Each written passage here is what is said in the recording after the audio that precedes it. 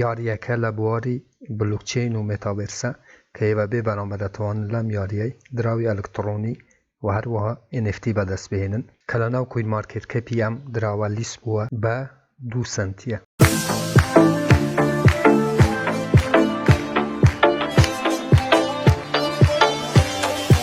بەناوی خوا سلااو هاوڕان هیوامدار شوێنێ بن ساخ و سەلامەت و تەندروست بن ئینشەڵڵا.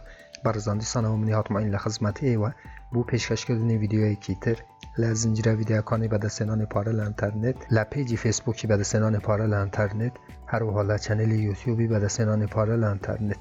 بۆ ئەو بەڕێزانەکە یەکەم جارە ئەو چەنێلەیە بینن، لێرە چەنێلی بەدەستهێنانی پارە لە ئینتەرنێتە کە من نیهاتماین هەفتانە 4 ڤیدیۆ لە ڕێی ئەو چەنێلەوە بڵاوەکەمەوە کە ئێوە بێ بەرامبەر دەتوانن دراوە ئەلکترۆنیەکان و هەروەها دۆلاری ئەمریکی بەدەست بهێنن.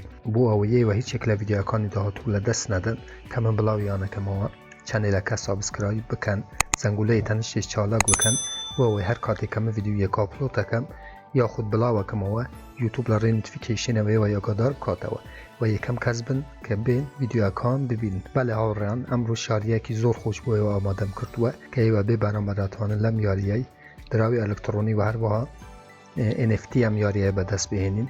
پێشەوەی ئازیزان بچینە ناو یاریەکەوە بۆ ئەوەی کە چۆن ئەتوانن یاری بکەن و پارە و NFT بەدەست بهێنن. ڤیدیۆکم دروست کردووە کە ڤیدیۆی 9 بەشی 5ەمە، چونکە ئەم یاریانە ئازیزان هەمووان بۆ کۆمپیوتەرە بێ، بەڵام ڤیدیۆی 9 بەشی 5ەم هەروەکو لێرانە بینن کە چۆن ئێوە بتوانە یاریە بلوکچینانە لە ناو مۆبایلیش بەکاری بهێنن. تکایە بڕۆن سەیری ئەم ڤیدیۆی بکەنەوەنەیە کە ئێوانەوێ لە ناو مۆبایل بەکار بهێنن، سەیری ئەم ڤیدیۆی بکەن بۆ ئەوەی بتوانن هەموو یاریە بلوکچینەکان کە من بڵاویانەکەمەوە کە بۆ کۆمپیوتەرە بێ ئێوە بتوانن لە ناو مۆبایلیش لە ڕێی مێتامەسکەوە ئەم یاریانە ئەنجام بدەن و هەروەکو ئەزانن کە زۆربەی ئەم یاریانە پێویستیان بە جزدانی پارەی مێتامەسکیان هەیە کە من چۆنیەتی بەشاریکردن لە جزدانی پارەی مێتامەسکیش ڤیدیۆەکەم دروست کردەوە. لینکی ئەم ڤیدیۆش لە ژێرم ڤیدیۆی دانێم لە دیسکریپشنی یوتیوب بۆ ئەوەی ئێوە بچن بەشاری لە جزدانی مێتامەسکیش بکەن بە ئەو کەسانەی کە جزدانی پارەی مێتامەسکیان نییە. من لینکیان وێبسایتەش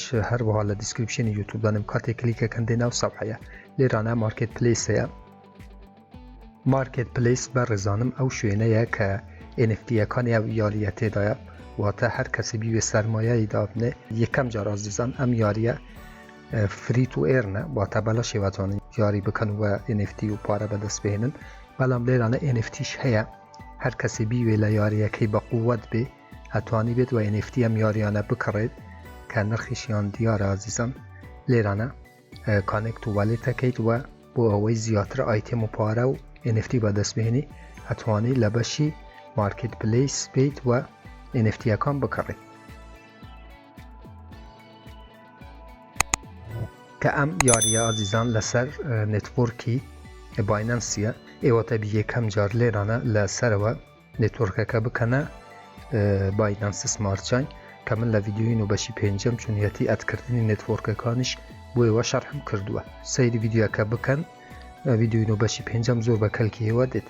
بۆ زیادکردنی دراوی ئەلکترۆنی گانستار لێرانە ئازیزان هەروەکو ئەزانن لەسەر باینەنسیە کلیکەکەین، دیسانەوە ئەچینە ناو مێتامەسکی لەسەرەوە سمارت چین و لێرانە لە خوارەوە ئیمپۆرت توکەن هەیە. کاتێک کلیک لەسەر یەکەیت ئەدرسەکەی کە هیناوتت لێرانە کوپیەکەی چونکە من ئەنجامم داوە لێرانە شین هەبێ. کاتێک کلیکەکەی یەکسەرە هەروەکوم لێرانە بەڕێزانم GST دراوی ئەلکترۆنی زیاتە بێ و هەروەها کڕێنی دراوەکە من چەندین ڤیدیۆم دروست کردووە لە ناو چەنێلە هەیە ئازیزان کە ئێوە چۆن ناتوانن لە ڕێی تڕاسواڵێت یاخو مێتامەسکەوە ئەو دراوانەی لەسەر هەر شەبەکەیەک بێ بە تایبەتی شەبەکەی باینەنس کە بتوانن دراوەکان بکڕن. ئەدکردنی توکەنەکە بۆ چی ئازیزان؟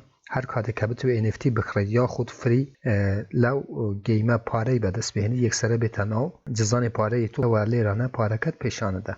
بەڵێ ئازیزان با ڤیدیۆکەی زوو درێژ نەکەنەوە بەشی مارکێت پلیس بوو کە بۆیان شەڕەکرد ئێوەتوان لەو شوێنە بچن ئەگەر بتانوێ سەرمایەی دانێن و NFT بکڕن لێرانەتوانن بچن بکڕن. بەڵام هەرەکو گوتم ئەم یاریە فری تو ئێرنە، چەند مانگێک یاری بکەم زانی یاریەکە چونە اینجا ئەگەر زانیتان باشەوە بەلاش پارەتان بەدەستێنا بڕۆن ئەتوانن NFTەکەش بکڕن لە یاریەکەی بەکاری بهێنن بۆ ئەوەی ببنە خاوەنی NFTەکە بە زیاتر پارەی بەدەست بهێنن. لێرانە پلی هەیە، کاتێک کلیک لەسەر پلیەکەی لێرانە یەکەم جار ئازیزان کاتێکە پلیەکەی کانێکتەبی بە مێتامەسکی تو داوای مێتامەسکت لە یەکە کانێکتی یەکەیت بە مێتامەسکی خۆت و دوای ئەوەی جەدوەلەکت بووە بیتەوە کە داوای یوزەرنیم و ئیمەیل و هەروەها پاسوێردەکەت لێ یەکە ئەوەنەش داخیلەکەی دوای مەسیجێک بوو جیمەیلەکەتە چێ و مەسیجەکەی ڤێریفایەکەی و دەیتە ئەو سەفحەیە. یاریەکە چەند ئایتێمەکی هەیە ئازیزان کە بوو بە شەرحەکەم لەسەرەوە لێرانە سەوتە کە توانێت سەوتی کەم و زیاد بکەیت. ئایتێمی دووەم کوێستە کە تۆ لێرانە ئەتوانێت ڕۆژانە ئازیزان کاتێک کە کارەکان ئەنجامەدە یاخود چالەکە بی لە ناو گەیمەکە لێرانە پاداش وەرەگریت کە دراوی ئەلکترۆنی GST-ە لەسەرەوە لێرانە تا کوێستا پێشانت دەدە کە چەند ئێستا من 170 دراوی GST-م بەدەستێنەوە و 18 تیکت کە من ئێستا لە لێڤێلی دوومە و هەروەها چەند بەشی تری گرینگکەیە لێرانە دەنگ و باسی یاریەکە و ڕنگ لێرانەش ڕەنگت پیشانەدە لێرانە گەردونێکەیە کە کاتێک تۆ گەشتیە 300 GST ئەتوانی لێران کە من 170 GST مەیە ئەتوانی لێرانە بەختی خۆ تاقی بکەیتەوە یەکێک لەو ئەنێرژیانە و هەروەها لەو ئایتێمانە بەدەست بهێنیت. ئەمەش بەشی گەردونەی شانس بوو بەشی ئارێنا هەیە لەگەڵ کەسەکان بچی یاری بکەیت. لێرانە پیتسەیە هازیزان کە تۆ ئەتوانی لێرانە من ئێستا لە لێڤێلی دوومە و NFT ئەم هەیە و هەرچەند بشتە پێشەوە ئەتوانێت NFT زیاتر بەدەست بهێنی و بەقووەتر و هەروەها بۆ کڕن NFTەکەش کە مارکت پلیسەکە بوو لێرانە فین دەکەیت و چیتە ناو مارکت پلیسەکە ئەتوانێت NFTەکان بکڕن. کەروەکو گوتم ئێمە جارێ زۆر پێویست ناکە NFT بکڕین ئەمانەوێ بەلاش لەم یاریەی پارەی بەدەست بهێنین. بوو یاریکردن ئازیزان لێرانە کەمپین هەیە کاتێک کلیک لەسەر یەکەیت خریتە دەدەتێ و کلیک لەسەرەوە بەشەیەکەی 1 2 ئێستا من لە لێڤێلی ئەچم بوو لێڤێلی 3 کاتێکە کلیکەکەی ئۆکەیەکەیت دوو بیتاقە ئازیزان کە دواتر پێتانەرم کە چۆنە کاتێک کلیک لەسەرەوە بەشە سوورەیەکەیت. بەڕاستی یاریەکی زۆر خۆشە ئێوە هەرچەند یاری بکەن ئەم یاریەی بێزار نابن چونکە یاریەکە زۆر خۆشە لە هەمان کاتیشدا تو ئەتوانێت ئایتێم و NFT و پارە بەدەست بهێنیت. ئێستا ئەمە ئازیزان کە لێرانە تو ئەتوانێت هەر بەم شێوەیە یاریەکی قەدیم هەبوو بەڕێزم هەروەکو یاریەیە کە یاریەکەم وە بیر نەمایە ناوی یاریەکەم لە بیر نەمایە ئەگەرێ وە لە بیرتان بێ تکا لە کامنتا بنووسن. یاریەکی زۆر خۆشە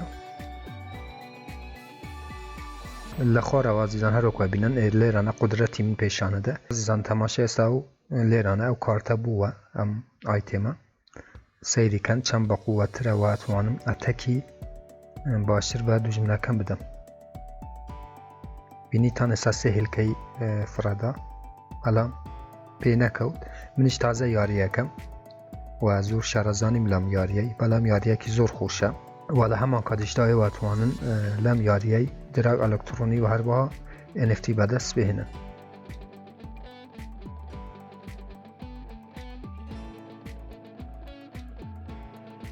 ئەمەیان زۆر بەقووەت ئازیزان تەماشاکە چەند لە چ زەربەیەکی بەقووەت بوو کە لە دوژمنەکەمدا هەر بەم شێوەیەوە یاریەکەن ئازیزان. ئێستا من دۆڕام هەروەکو بینیتان من یاریەکەم دۆڕام لەبەر ڤیدیۆەکەی بۆ ئەوەی درێژ نەبێتەوە.